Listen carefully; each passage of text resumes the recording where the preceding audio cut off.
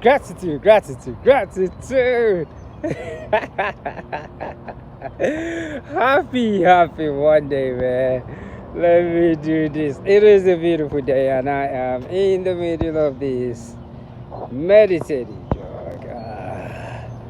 I am. Let me see.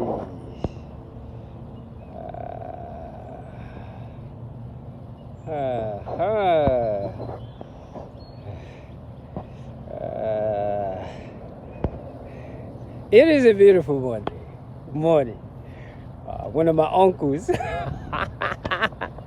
he's in Mexico right now, but chilling. But it is a beautiful day. I cannot comprehend my emotions. I am truly grateful this morning. Gratitude. It is on this meditative journey. I am grateful. I mean, just look at this. It is a beautiful morning. I cannot comprehend my emotions. I'm truly grateful. I am grateful for the breath of life. Yes, the breath of life is so unique, because without the breath of life, nothing is possible. I am just looking at all this sight right about here, just embracing, and I'm just soaking all these beautiful things that I'm actually saying. So without the breath of life, nothing is possible. I am grateful for a sense of touch. Yes, grateful for a sense of touch. I am grateful for that I can see. I can see. I am grateful for having a roof over my head. I am grateful for being able to brush my teeth this morning. I am grateful for the ability to digest my food. I am truly grateful for having a cup of water this morning. When I woke up, I needed that hot water, cool water. Look at this, let me see this. Good morning, Aqua. This is me from Atlanta. I am just embracing this moment right here. I've been practicing gratitude. I begin to realize that I am a lot more wealthier than I realized. So gratitude has been a form of my wake-up call. For the past 6 years now, I've actually practiced yoga overnight. I truly cannot remember the last time I slept overnight. I get up, do push-ups. I literally do about 1,000 push-ups a day. Then I'll come out here and do this quick meditative jog. And I'm saying this because consciousness, there's something about consciousness that we always talk about a lot. We dabble a lot with it. It's really funny that the true essence of this thing called God energy, it becomes clear when you lose everything. Even though many of us claim to believe in a higher self or God, we are more being programmed into our materialistic energy. And that's the reason why we cannot live without those material things. Because when we don't have those material things, we tend to just lose it all. The true abundance comes when all your title disappeared and you could still be you. Yes, when all the title that society gives you disappears from you and you can still be you, and want to understand how you are not like everyone else. Growing up just like everyone else, we were taught that we go to college, we do all these wonderful things, get married, have kids, get a nice job, build a family. That is the foundation. And for one, I myself, that's the way I was raised, and I really take that very seriously. But as time over the years come along, my path become different. For a while, I could not handle seeing my peers that I grew up with doing things that I wanted to do, and they are very successful at it. They are kids, married, nice job. I mean, they can literally be a good citizen.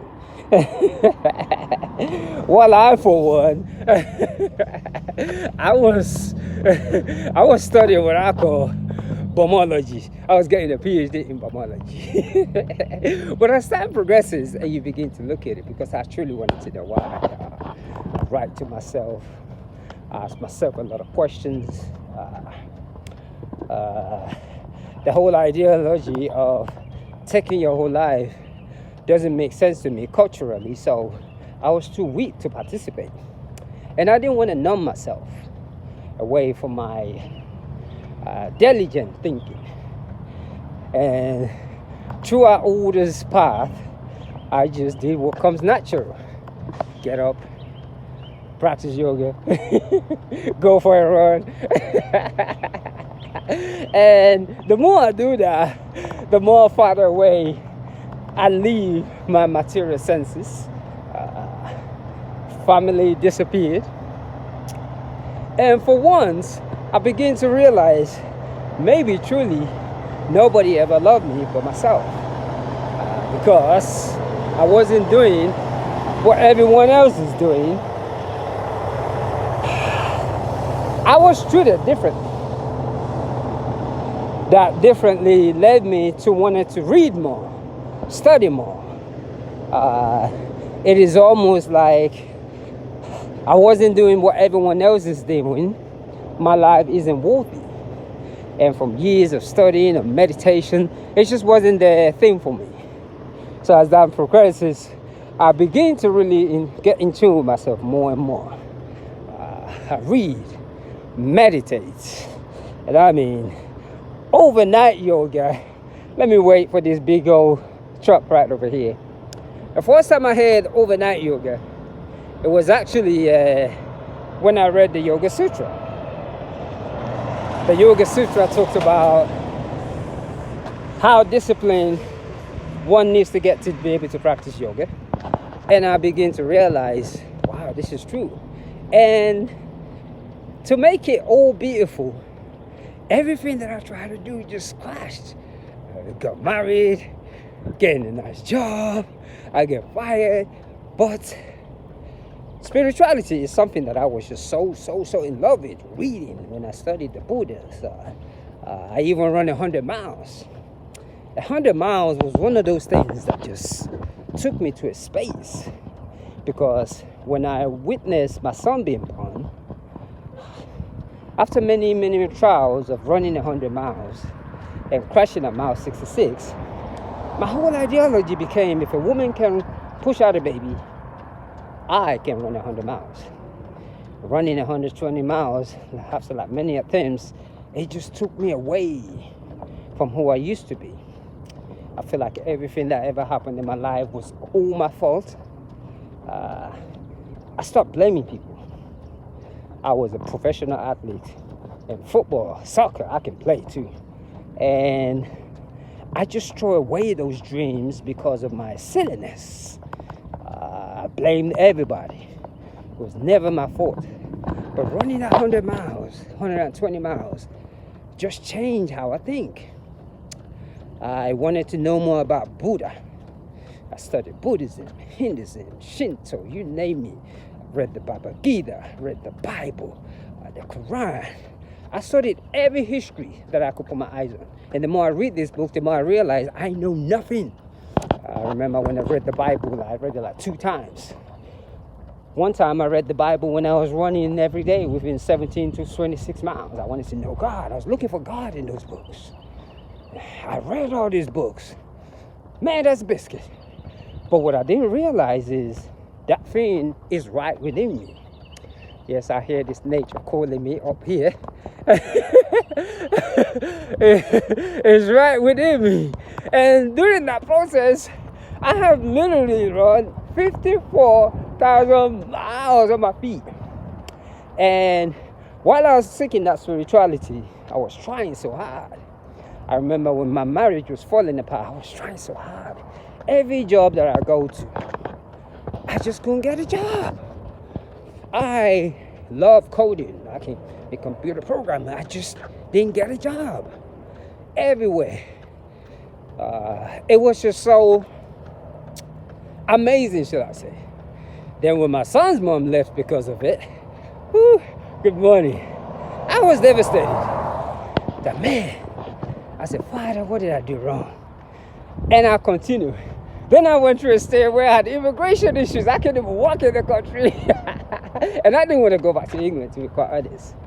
So, and I was still complaining. So one day I was out walking, not looking. I hear this bang noise, a loud noise that I would never forget. When I looked around, it was me on top of a car. And I was that holy biscuit. I was crying for my mother. Let me slow down. I was crying for my mother. And my society programming was kicking in at the same time. You know, studying science theology also. There's this thing called Ingram. So I was on the floor thinking to myself, you shouldn't be crying, you're a man. But I realized I was actually delusional because I was crying for my mother. I thought I was a grown man. But I promised myself, because they said I went to the doctors, they said I broke this, I broke that. So I decided to go to an energy healer. And I remember that energy healer doing something. Cut the long story short, I began to walk. And I said to myself, if I ever walk again, I'm going to run another 100 miles and I would never complain about anything. For many years, I couldn't even do this. My hands were numb. But the whole thing about holistic healing is the God that is within you. In order to tap into it, you truly have to let go. And I'm saying this because I cannot comprehend how I'm thinking at the moment. But for some reason in my head, I said I want to be a motivational speaker. I have been holding this camera for the past 4 years, just running and holding it like this. I mean, YouTube got so fed up of me. They gave me a live platform because I'm just running every day, just running my mouth. And now when I look at it like today, anyone that's watching this, it's never too late to start anything. Life is what you make it. The past 6-7 years has been the best days of my life because of the criticism that I had to go through. I think society, and what this thing has done, it has taken me beyond racism. I don't think racism is the issue. I think materialistic society envision is what the problem is. The more people don't want to talk to me, the more I don't give a biscuit about money, about career, about anything. And it's so crazy. I wouldn't say use the word crazy, but the beautiful thing about it is I got it now. The true essence of life is love. If you understand the true meaning of the breath of life, you understand that G-O-D.